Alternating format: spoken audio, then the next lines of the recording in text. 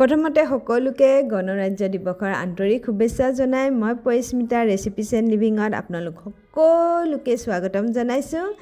আজি যিহেতু গণৰাজ্য দিৱস সেইকাৰণে আপোনালোকৰ বাবে ট্ৰাই কালাৰৰ পিঠাৰ ৰেচিপি এটা লৈ আহিছোঁ, যিটো প্ৰাকৃতিক ৰঙেৰে বনাইছোঁ। ইয়াতে কোনো আৰ্টিফিচিয়েল কালাৰ ব্যৱহাৰ কৰা নাই। এনেও আমি আৰ্টিফিচিয়েল কালাৰ যিমান পাৰি খাবলৈ নালাগে। তেতিয়াহ'লে আহক ভিডিঅ'ৰ মাজলৈ যাওঁ। প্ৰথমতে আহক আমি বগা ডোটো বনাই লওঁ আৰু তাৰ বাবে ইয়াতে পানী দি দিছোঁ। আধা কাপ পানী দিছোঁ।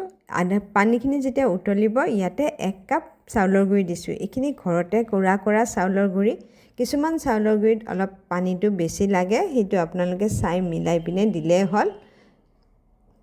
আৰু এইখিনি আটা মৰাৰ নিচিনা ডোটো বনাই ল'ব লাগিব অলপ ঠাণ্ডা হ'লে।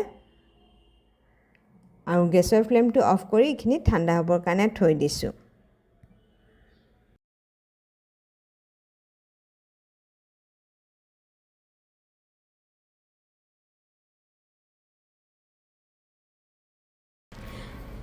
দুটা কমলা লৈ লৈছোঁ আৰু কমলাৰ পৰা ৰস উলিয়াই ভালদৰে চেকি লৈছোঁ। আৰু এইখিনি এতিয়া এটা কেৰাহীত 1.5 চামুচ, সৰু চামুচে 1.5 চামুচ চেনি দিছোঁ আৰু লগতে 2 চামুচ পানী দিছোঁ।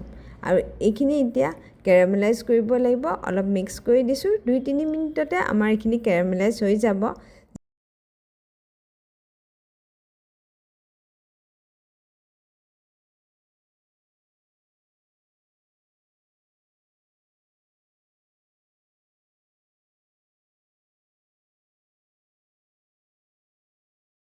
আৰু কমলাটো যদি বেছি টেঙা হয় তেতিয়াহ'লে চেনিৰ পৰিমাণ অলপ বেছিকৈ দিব, কাৰণ আমি মিঠা বনাব লাগিব সেইকাৰণে।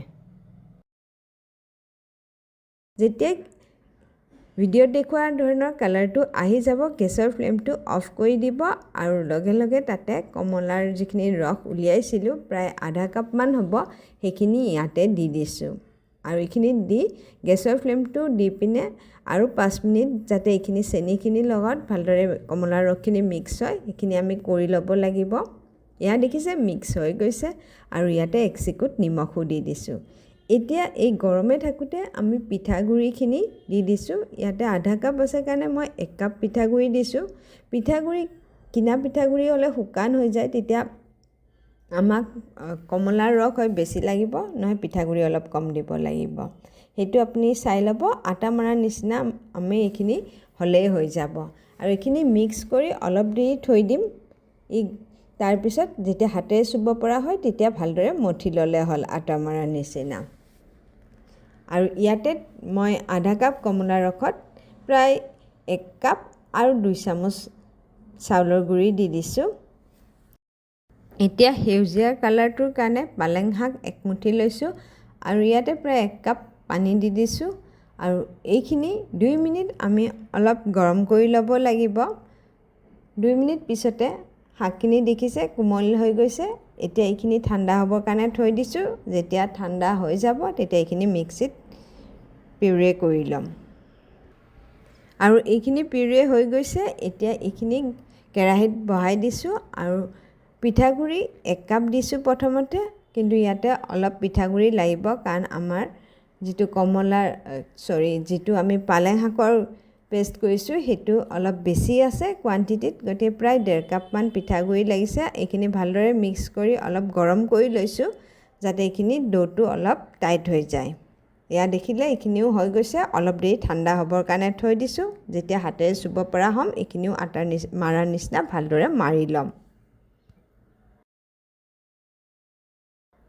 এয়া আমাৰ 3টা কালাৰ ৰেডি হৈ গ'ল।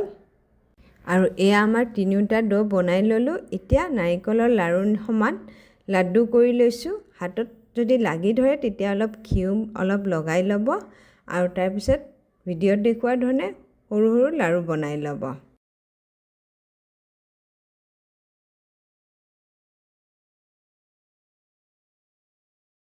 এতিয়া 3টা কালাৰ লগ কৰি লৈছোঁ।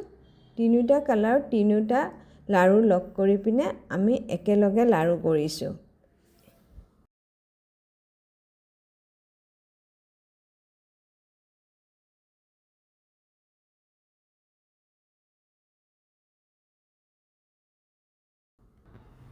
আৰু তাৰপিছত হাতেৰে যিমান পাৰোঁ হেঁচি দিছোঁ যাতে যিমান পাৰোঁ পাতল কৰিছোঁ। এনেকৈ বাকীকেইটাও কৰি ল'ব লাগিব। আৰু ইয়াৰ মাজত আমি নাৰিকল আৰু গুড়ৰ ষ্টাফিংটো দিম।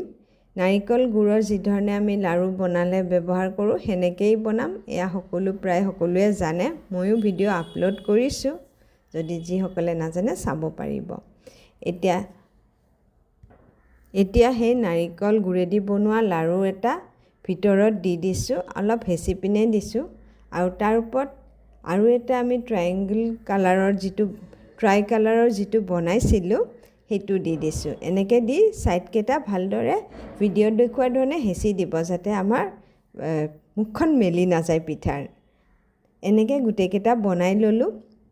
এতিয়া ষ্টিমাৰত বা আপুনি ভাপত এইখিনি দিব পাৰে। মই ৰাইচ কুকাৰৰ ষ্টিমাৰত দি দিছোঁ। এইখিনি 10 মিনিটৰ কাৰণে দি দিছোঁ।